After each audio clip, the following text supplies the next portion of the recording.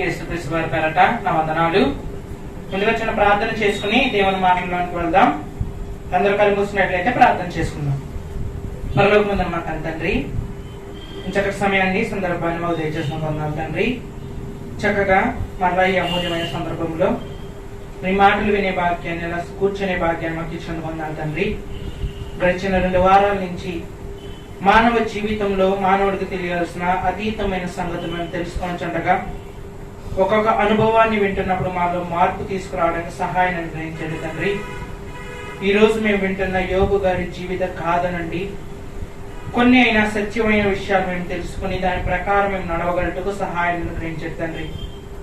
యెహోవా యందు భయభక్తులు కలిగి జ్ఞానములు కలిగిన వివేచనతో మా జీవితాన్ని ముందుకు నడిపించగలటకు సహాయం అనుగ్రహిస్తారని కోరుకుంటూ మరలా తండ్రి అని పిలుచుకునే భాగ్యాన్ని మా అందరికీ దయచేస్తారని ఈ చిన్ని ప్రార్థన యేసుక్రీస్తు వారి నామమున అడిగి వేడుకుంటున్నాం తండ్రి. ఆమేన్. ప్రియమైన దేవుని వాళ్ళారా, ఈరోజు మన బైబిల్ అనుభవంలోనికి వెళ్లే ముందు ఒక 2 విషయాలు చెప్పి నేను ముందుకు వెళ్తానండి. అదేంటంటే, ఈరోజు మనం వినబోతున్న ఈ పుస్తకము మనం గత కొద్ది వారాల నుంచి వింటున్న శీర్షికలో 3వ భాగం. మొట్టమొదటిది ప్రసంగి గ్రంథం కోసం తెలుసుకున్నాము, తర్వాత సామెతల గ్రంథం కోసం తెలుసుకున్నాము. ఈ వారం చివరిగా ప్రసంగి గ్రంథం కోసం యోబు గ్రంథం కోసం మనము తెలుసుకునబోతున్నాం. ఇక రెండవ విషయం ఏంటంటే, ఈ యోబు గ్రంథం కోసం నేనేం చెబుతున్నానో మీకు బాగా అర్థం కావడానికి ఒక నోట్స్ నేను మన వాట్సాప్ గ్రూప్ లో షేర్ చేశాను. ఒకవేళ నేను చెబుతున్నప్పుడు మీకు అర్థం కాకపోతే అందులోకి తొంగి చూస్తే మీకు నేనేం చెబుతున్నానో మీకు అర్థమవుతుంది. కాబట్టి ఏ ఆలస్యము చేయకుండా అసలు పోయిన వారం ఏం మాట్లాడుకున్నామో, దాని ముందు గత వారం ఏం మాట్లాడుకున్నామో కొన్ని విషయాలు చెప్పి నేను ముందుకు వెళ్తాను. అదేంటంటే, మానవ జీవితం అనేది చాలా సుదీర్ఘమైనది. ఎంత సుదీర్ఘమైనది అంటే వివరించుకునే కొద్ది అలా వెళ్తూనే ఉంటుంది. ఇలా మానవ జీవితంలో మంచి కోసమే కానివ్వండి, చెడు కోసమే కానివ్వండి, దాన్ని వివరించుకోవడానికి చాలా పెద్దదిగా మనకి కనిపిస్తూ ఉంటుంది. కానీ ఆ మానవ జీవితాన్ని బైబిల్ 3 గ్రంథాల్లో చాలా స్పష్టంగా రాయించేసింది. ఎంత స్పష్టంగా అంటే, నీవు సొంతంగా అధ్యయనం చేసినా, నేను సొంతంగా అధ్యయనం చేసినా తెలుసుకోలేని సంగతులు కూడా అక్కడ రాయించింది.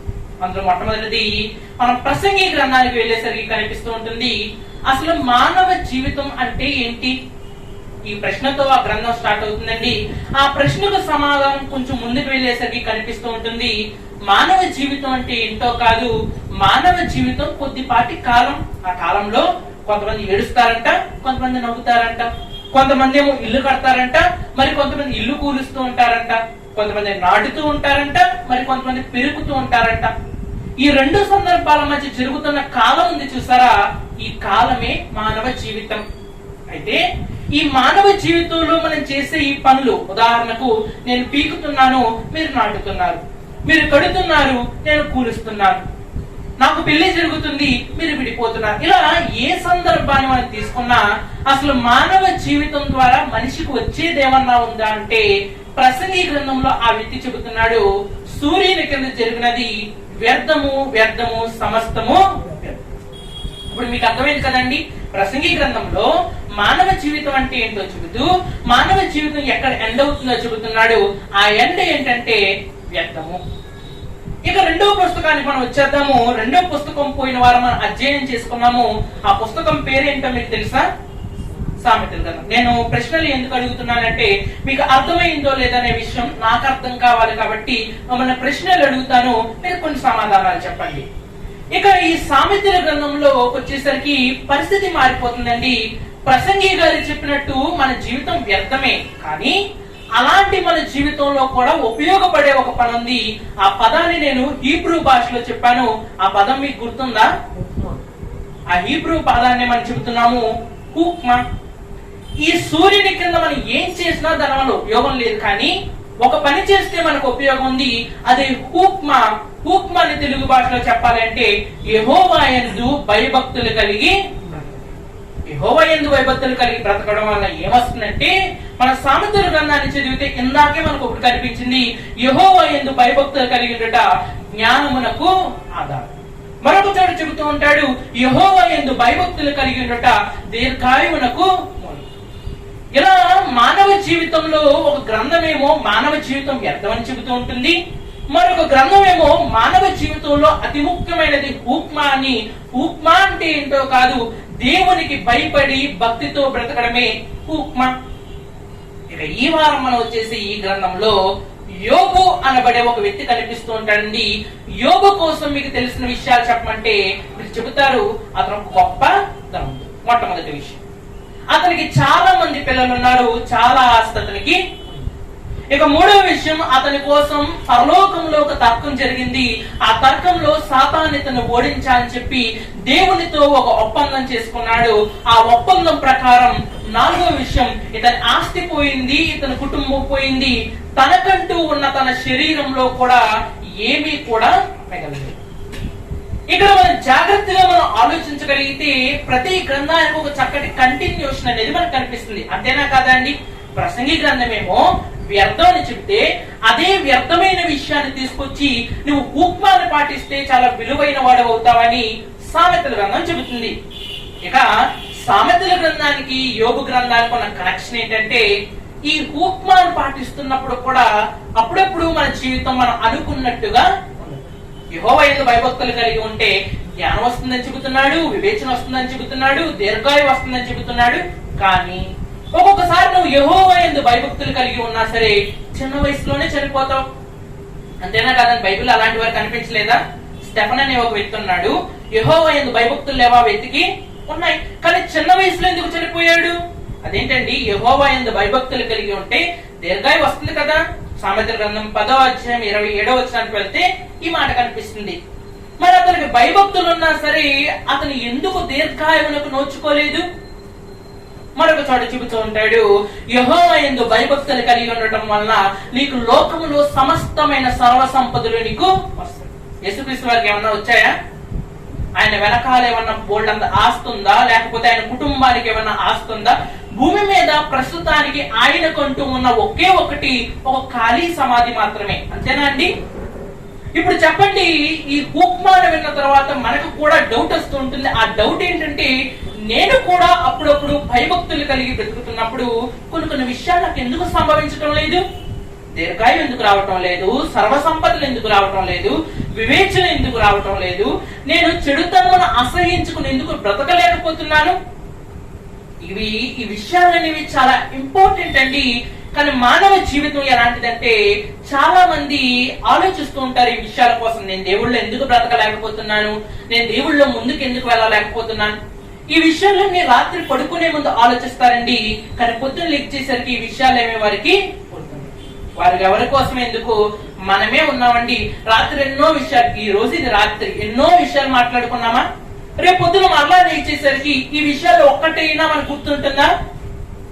మానవ జీవితం అనేది ఏంటంటే, ఏదో విని వెళ్ళిపోవడానికి అలవాటు పడిపోయాడు. కానీ తన జీవితంలో తరచి మనం చూడగలిగితే బైబిల్లో చెబుతున్న ప్రతి విషయం అతని జీవితంలో జరుగుతున్నట్టుగా మనకి కనిపిస్తుంది.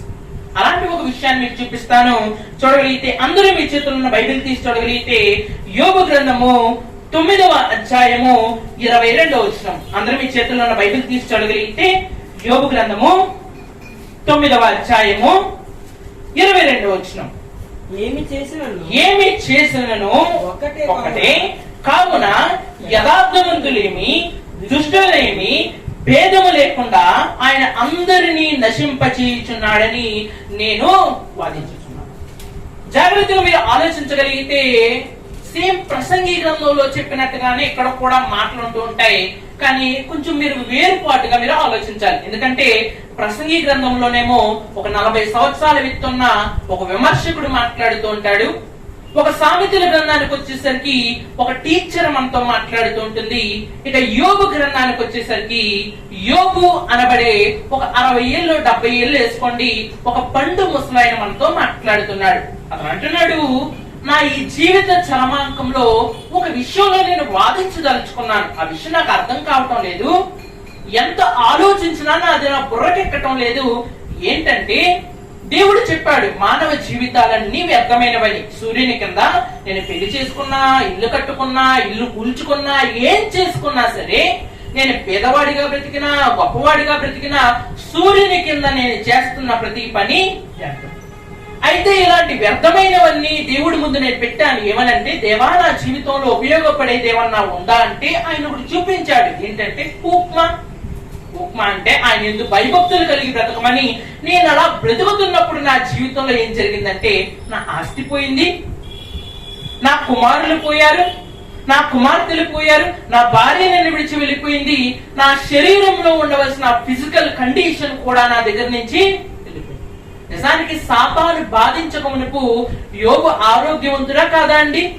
చాలా పర్ఫెక్ట్ కండిషన్ లో ఉన్నాడు.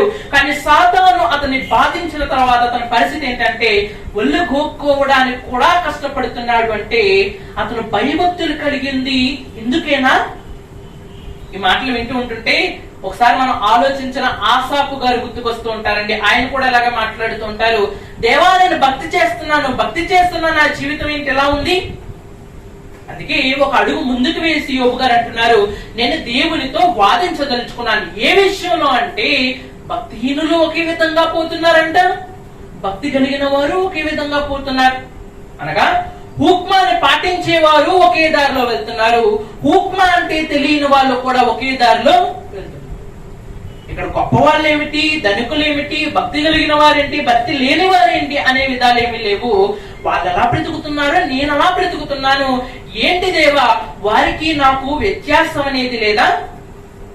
సహజంగా ఎవరైనా యోబు గ్రంథాన్ని చదివితే ముఖ్యంగా 2 భాగాలు చదువుతారండి. మొదటి 5 అధ్యాయాలు చదువుతారు, తర్వాత లాస్ట్ లో 3 అధ్యాయాలు చదువుతూ ఉంటారు. ఎందుకంటే అక్కడ కథ రూపకంలో ఉంటుంది. ఇలా యోబు ఎలా జరిగిందని ఒక పారాగ్రాఫ్ లో ఉంటుంది. ఈ మధ్యలో అధ్యాయాలు ఎవ్వరూ చదవరు. కానీ ఈ మధ్యలో మనకు కనిపించేది ఏంటంటే యోబు వాదనలు. యోబు అడుగుతూ ఉంటాడు ప్రతి ప్రశ్న. దేవా నా జీవితం ఎందుకు ఎలా అయిపోయింది? దేవా నా భార్యను ఎందుకు పోగొట్టుకున్నాను, నా పిల్లల్ని ఎందుకు పోగొట్టుకున్నాను? ప్రతి దానిని ప్రశ్నించే హక్కు యోబుకుంది. అంతేనా కాదా అండి? అతను భక్తి కలిగి ఉన్నాడు, అతను హూక్మాన్ని పాటిస్తున్నాడు. ఇంకా విచిత్రమైన విషయం ఏంటంటే, తన పిల్లలు ఎక్కడైతే తప్పు చేస్తున్నారో అని చెప్పి ప్రతిరోజు వారు తప్పు చేయకపోయినా సరే వాళ్ళ కోసం బలులు ఇచ్చేవాడు. మొదటి అధ్యాయం చదివితే ఈ విషయం మీకు కనబడుతూ ఉంటుందండి. వాళ్ళు ప్రతిరోజు బలులు అర్పించే టైంకి వారు తప్పు చేసినా చెయ్యకపోయినా సరే వారి పేరిట ఆయన బలి అర్పించేవాడు. ఎంత భక్తి చేసిన వాడు తన భక్తికి తగిన ఫలితం రాకపోతే ప్రశ్నించే హక్కు యోబు గారికి. ఈ రోజు మనం చదువుకుంటున్న ఈ గ్రంథంలో మాటలు నిజానికి చెప్పాలంటే మనకు వర్తించవండి. ఎందుకంటే హూక్మాకి మన జీవితానికి చాలా దూరం అనేది. కాబట్టి దూరంగా ఉండి వీక్షిద్దాం. అక్కడ యోబు దేవుడు మాట్లాడుకుంటున్నారు. వారిద్దరి మధ్య జరుగుతున్న సన్నివేశాలు ఏంటో ఆలోచిద్దాము. మొత్తానికి మానవ జీవితం కోసం అసలు దేవుడు ఏం చెప్పాలనుకుంటున్నాడు? మానవ జీవితం వ్యర్థమైనదా, మానవ జీవితం విలువైనదా? ఒకవేళ విలువైనది అనుకుంటే హూక్మా పాటించిన నా జీవితం ఏంటి ఎలా అయిపోయింది? ఒక కరెక్ట్ అయిన ప్రశ్న మన కళ్ళ ముందుకు వచ్చిందండి. ఆ ప్రశ్న ఏంటంటే, యెహోవా యందు భయభక్తులు కలిగిన వారు భక్తిహీనులతో సమానమా? ఈరోజు అప్పుడప్పుడు మనము కూడా అనుకుంటూ ఉంటాము ఏమనంటే, భక్తి చేసిన వారికి భక్తి చేయని వారికి తేడా ఏంటండి? వాళ్ళు ఎలాగైతే బ్రతుకుతున్నారో నేను అలాగే బ్రతుకుతున్నాను కదా అని మనం అనుకుంటూ ఉంటాము. అదే విషయాన్ని యోబు గారు కూడా ప్రశ్నిస్తున్నారు. అంటున్నాడు, యెహోవా నేను వాదించబోతున్నాను. అసలు యథార్థవంతులు ఎక్కడ, దుష్టులు ఎక్కడ? యథార్థత ఏమో ఆకాశాన్ని అంటే ఎత్తులో ఉంటే, దుష్టత్వమేమో భూమి పాతాలపు లోతుల్లో ఉంది. దానికి దీనికి ఎక్కడ పొంతనే లేదు. కానీ భూమి మీద చూస్తే యథార్థవంతులు ఎక్కడికి వెళ్తున్నారు, దుష్టులు అక్కడికి వెళ్తున్నారు. కనుక జాగ్రత్తగా మనం ఆలోచించాలి. అసలు మానవ జీవితం ఎటుపోతుంది?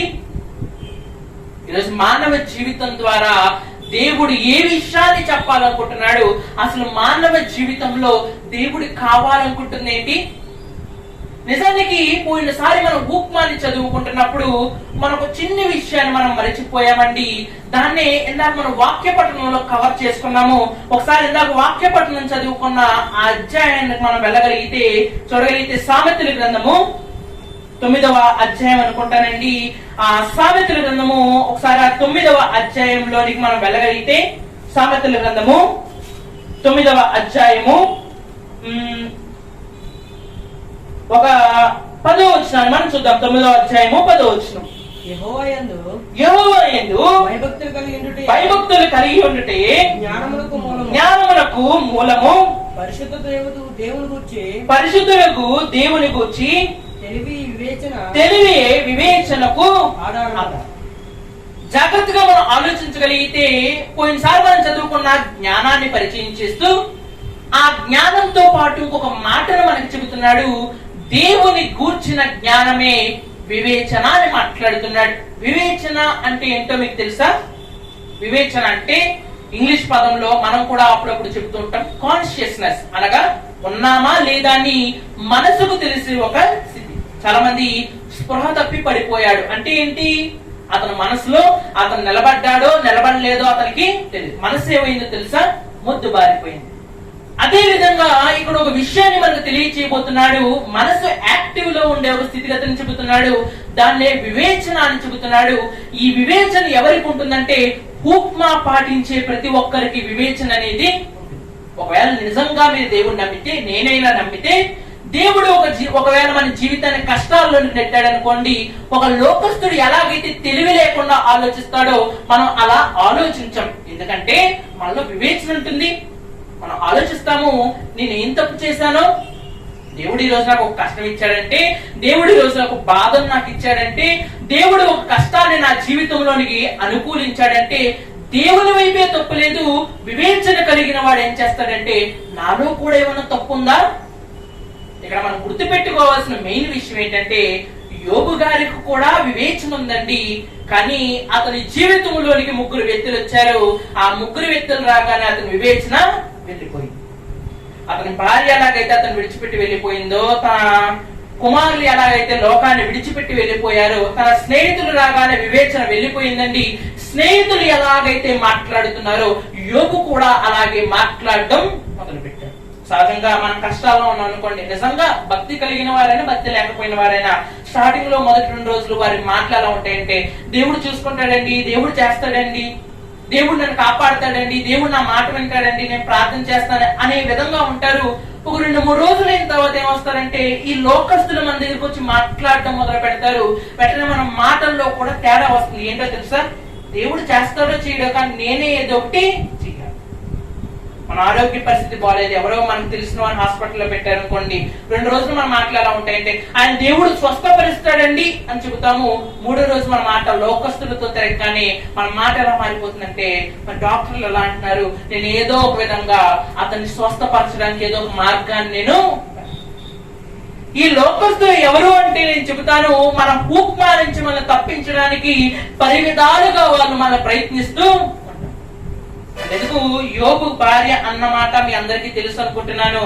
యోబు భార్య అతనితో ఏమన్నదంటే నీ యథార్థతను విడిచిపెట్టి దేవుని దూషించి చంపు.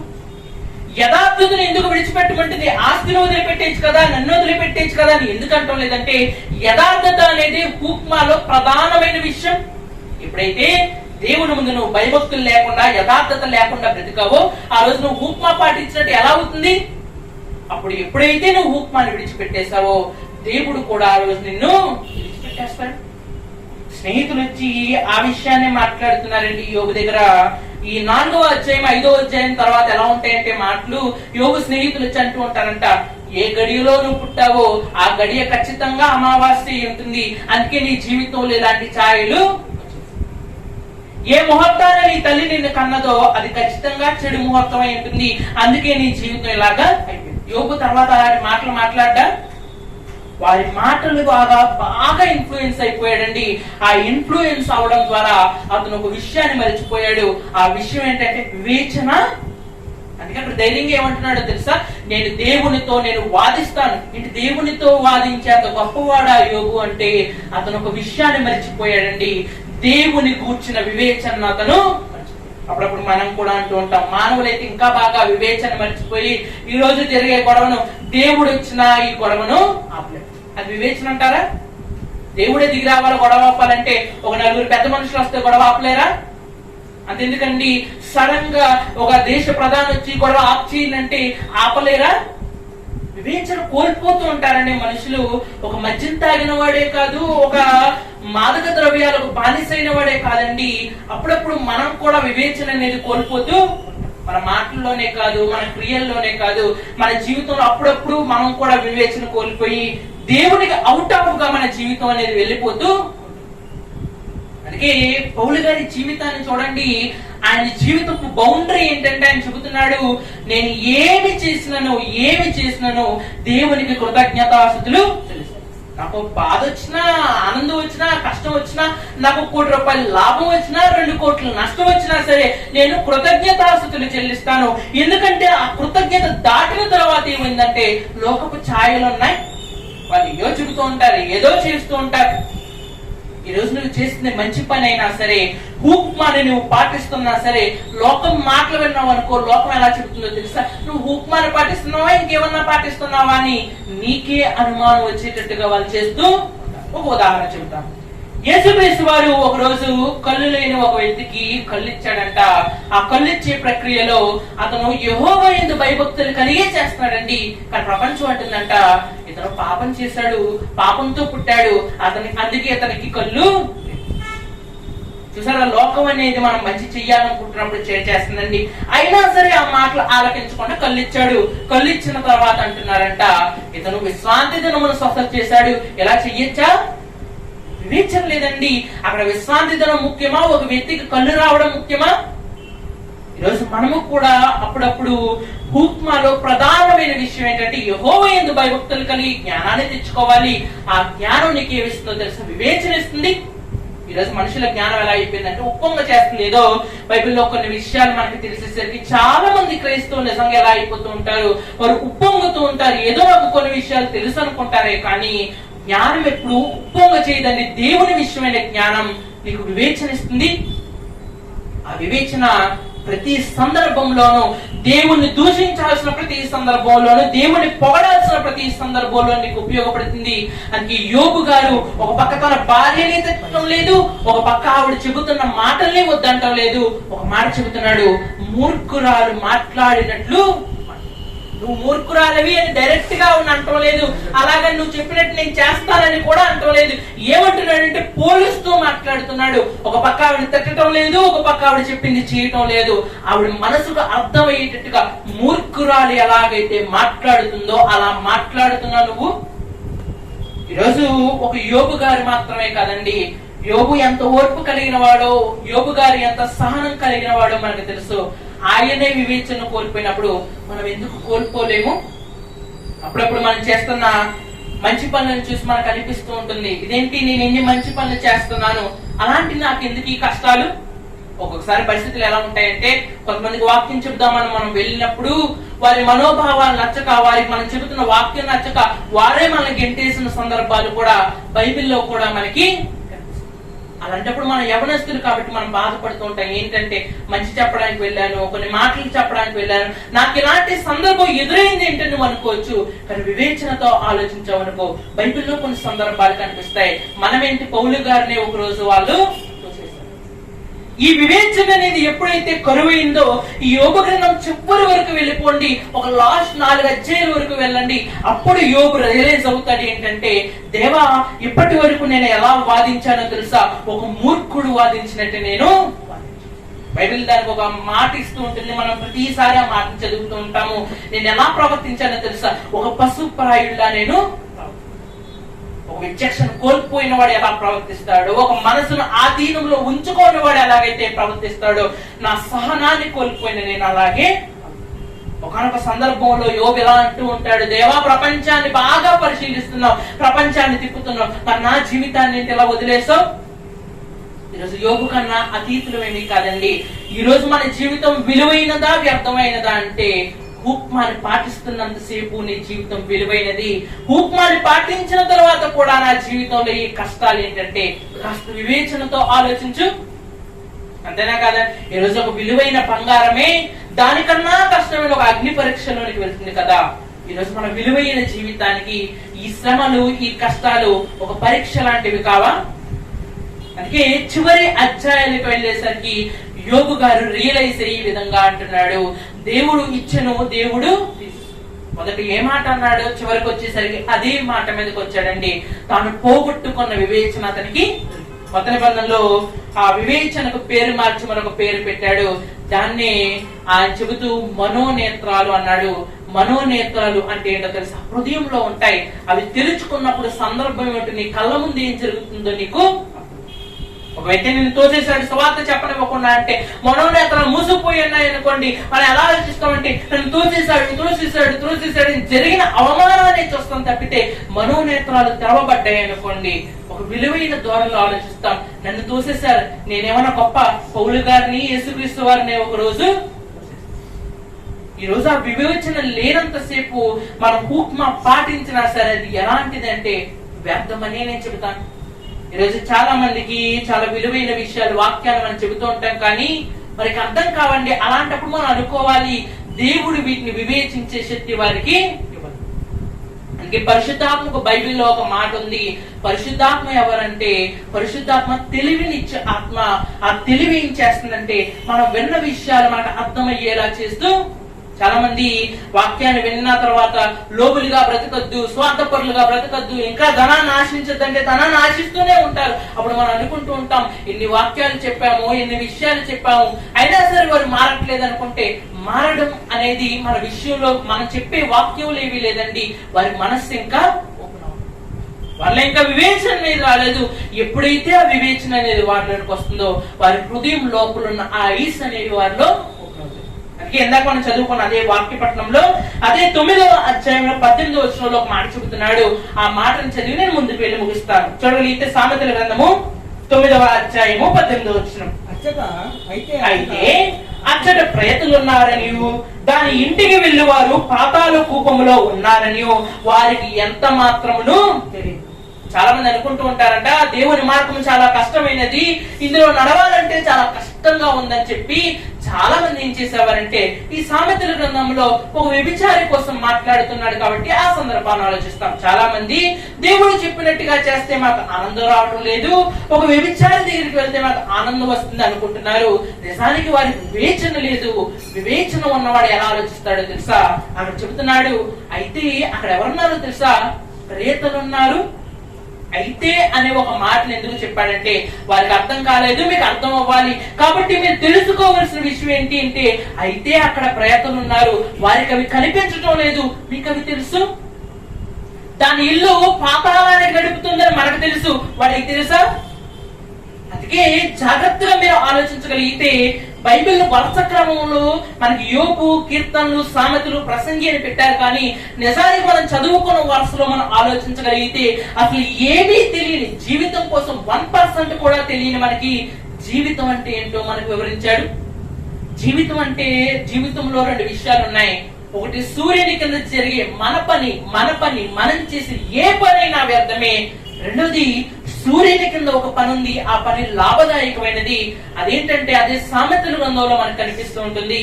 హూక్మా యెహోవా యందు భయభక్తులు కలిగి చెడుతనమును.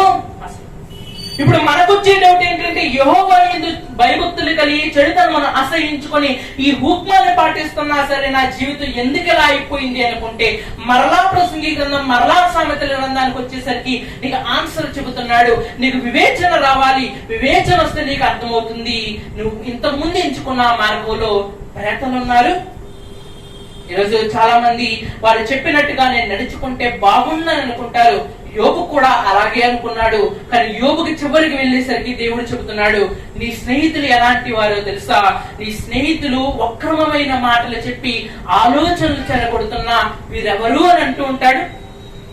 యోబుకు అప్పటి వరకు మనోనేత్రం ఓపెన్ అవ్వలేదండి. తన స్నేహితులు తన మంచి కోసమే చెబుతున్నారు అనుకుంటున్నాడు, కానీ తన ఆత్మీయంగా దెబ్బతీస్తున్నారనే విషయాన్ని అతను అర్థం చేసుకోలేదు. అందుకే చివరికి వెళ్ళేసరికి అతని మనోనేత్రాలు ఓపెన్ అయ్యేసరికి తన స్నేహితులు కూడా మారారు, తన స్నేహితులు కూడా బలులు అర్పించినట్టుగా మనకి. చివరికి ఏమైందో తెలుసు, మీ అందరికీ తెలుసు. యోబు గారికి పోగొట్టుకున్న ఆస్తి కన్నా రెట్టింపు ఆస్తి అతనికి. చాలా ఇంతకు మించిన గొప్ప జీవితం ఇంకేమన్నా కావాలా? ఈ జీవితం అనేది మనకు అర్థం కాని విషయం. ఆ అర్థం కాని విషయాన్ని దేవుడు చాలా సులువుగా చెప్పాడు. ఆ సులువైన విషయం ఏంటంటే ఆయన యందు భయభక్తులు కలిగి బ్రతకడం కన్నా ఉపయోగకరమైన పని మరొకటి భూమి మీద నువ్వు ఏం చేసినా సరే, ఆ ఉపయోగపరమైన పని మనం చేస్తున్నప్పుడు మన స్నేహితులు అడ్డపడుతూ ఉంటారు, మన పరిస్థితులు అడ్డపడుతూ ఉంటాయి. ఒక్కొక్కసారి సువార్త ప్రకటించడానికి ఇది అనుకూలం కాదు అని మన మనసు మనకి చెబుతూ ఉంటుంది. అప్పుడు నువ్వు వివేచనతో ఆలోచించు. దేవుడు ఒకటి ఇచ్చాడు కదా, మన మనోనేత్రాలు వెలిగించాడు. వాక్యం అనే వెలుగుతో మన మనోనేత్రాలు వెలిగించాడు కదా. వెలిగింపబడి నీ మనసుతో ఒకసారి నువ్వు ఆలోచించు. ఆలోచిస్తే నీకు తెలుస్తుంది, యెహోవా యందు భయభక్తులు కలిగి బ్రతకాలా, లేక ఈ సమయంలో లోకస్తులు చెప్పినట్టుగా బ్రతకాలా? ఈ రోజు మన జీవితంలో ఈ రెండు విషయాలకి తేడా తెలియకనేనండి చాలా జీవితాలు వక్రమైన జీవితాలుగా, ఎవరిష్టానుసారంగా వారు ఎందుకు బ్రతుకుతున్నారంటే వారికి తెలియదు జీవితంలో ఏం చేయాలో, దేవుడు ఎందుకు జీవితాన్ని ఇచ్చాడో వారికి తెలియదు. కొంతమంది తాగడానికి అనుకుంటారు, కొంతమంది తినడానికి అనుకుంటారు. ఒక సినిమా యాక్టర్ దగ్గరికి వెళ్ళి, ఇంత మంచి చక్కటి జీవితాన్ని దేవుడు మీకు ఎందుకు ఇచ్చాడంటే అతను చెప్పే మాట ఏంటో తెలుసా? 10 సినిమాలు తీయాలని, ఆ 10 సినిమాలతో ప్రేక్షక దేవుడు నేను ఆనందపరచాలి. ఒక రాజకీయ నాయకుడిని అడిగామనుకోండి, దేవుడు మీకు ఈ జీవితాన్ని ఎందుకు ఇచ్చాడంటే అతను చెబుతూ ఉంటాడు, మరి చాలా సంవత్సరాలు ఈ ప్రజలు చక్కగా పరిపాలన చేయడానికి దేవుడు నాకు ఈ జీవితము, దేవుడు నాకు ఈ హోదా. మనకు అలా అర్థమైంది. ఈరోజు క్రైస్తవుడిగా మనకు చెప్తుంది ఏంటంటే, జీవితం దేవుడు మనకి ఎందుకు ఇచ్చాడు అంటే యెహోవా యందు భయభక్తులు కలిగి బ్రతకడానికే ఈ జీవితం అనేది మనకి. ఇప్పుడు చెప్పండి, ఈ పని తప్పితే వేరే ఏ పని చేసినా మన జీవితంలో లాభం అనేది కలుగుతుందా? అందుకే ప్రసంగి గ్రంథం చివరికి వెళ్ళేసరికి కొన్ని మాటలు కనబడుతూ ఉంటాయి. ఆ మాటలు ఏ విధంగా అంటూ ఉంటాడు, భూమి మీద జరిగే ప్రతి పని, అది మంచిదే కానీ చెడ్డదే కానీ తీర్పులోనికి ఉక్మని పాటించావా పాటించలేదనే విషయాన్ని పక్కన పెట్టు, కానీ ఒక రోజు రాబోతుంది, ఆ రోజు లెక్క వేయబోతున్నాడు. ఆ లెక్క దేని విషయం అంటే, భయభక్తులు కలిగిన వారు ఒక పక్కకు రండి, భయభక్తులు లేని వారు ఒక పక్కకి. ఇప్పుడు భాష చెప్పుకోవాలంటే, ఉక్మా కలిగిన ప్రజలు ఒక పక్కకు రండి, ఉక్మా లేని ప్రజలు ఒక పక్కకి. అదే కొత్త నిబంధనలో చెబుతూ ఉంటాడు కదా, మేకలు అంటూ ఉంటాడు, గొర్రెలు అంటూ ఉంటాడు, బుద్ధి కలిగిన కన్యకలు అంటూ ఉంటాడు, బుద్ధి లేని కన్యకలు అంటూ ఉంటాడు. ప్రతి ఉపమానంలో మనకు కనిపించేది ఏంటంటే, ఒక జ్ఞానము కలిగిన మనస్సు, అతనికి ఉన్న వివేచన. చాలా మందికి జ్ఞానం అంటే వివేచన ఉండదు, వివేచన అంటే జ్ఞానం. కొంతమందికి బైబిల్ అంతా చదివేసిన జ్ఞానం ఉంటుందండి, కానీ ఎక్కడ ఏ మాట మాట్లాడాలనే వివేచన వారికి. వివేచన అంటే ఏంటో తెలుసా? ఒక సందర్భంలో ఒక మాట, ఒక పని చేస్తున్నామంటే దాని వల్ల దేవునికి మహిమ కలగాలి, కొన్ని ఆత్మలు రక్షించబడాలి. చాలా మంది మనం ఆలోచించగలిగితే, చాలా మంది మరి చాలా సందర్భాల్లో మరి క్రిస్మస్ కి కట్ట డాన్సులు వేస్తూ ఉంటారు, అనవసరమైన పనులన్నీ చేస్తూ ఉంటారు. అలాంటప్పుడు మనం ఆలోచించగలిగితే వాటి వలన దేవునికి ఏమన్నా ఉపయోగపడేది ఏమన్నా ఉందా? ఎలా ఉంటుందో తెలుసా సందర్భం? చాలా మంది అక్కడికి వెళ్లే వారిని మనం ఎక్కడికి వెళ్తున్నారండి అని అడిగితే, వాళ్ళు క్రిస్మస్ ఆరాధనకు వెళ్తున్నామని మాట చెప్పరండి. ఏం చెప్తారో తెలుసా? డాన్సులు చూడడానికి మేము. వివేచన లేదండి. ఒక్కొక్కసారి మన క్రైస్తవులు కూడా వివేచన కోల్పోయి బ్రతుకుతూ ఉంటారు. దానికోసమే చాలా పనులు. ఈరోజు మళ్ళా ఆదివారం రాబోతుంది, చాలా మంది రన్ ఫర్ జీసస్ అని కిలోమీటర్లు పరిగెడుతూ ఉంటారు. దీనికి ఎవరికి ఉపయోగం చెప్పండి? దానివల్ల మనకి ఏమన్నా ఉపయోగం ఉందా? కొన్ని దేవునికి ఏమన్నా ఉపయోగం ఉందా? ఏదో న్యూస్ పేపర్ లో ఒక హెడ్ లైన్ లో పలానా సంఘం వారు క్రీస్తు కోసం ఇలా పరిగెట్టారని వేయించుకుంటారు తప్పితే దాని వల్ల దేవునికి ఉపయోగము. అందుకే ఒక కార్యక్రమం చేస్తున్నామన్నా, ఒక మాట మాట్లాడుతున్నామన్నా, యెహోవా యందు భయభక్తులు కలిగి ఉండడం వల్ల మనకు వచ్చిన జ్ఞానం ఉంది చూసారా? ఆ జ్ఞానంలో వివేచన కూడా ఉంది. ఆ వివేచనతో ఒకసారి ఆలోచిద్దాం.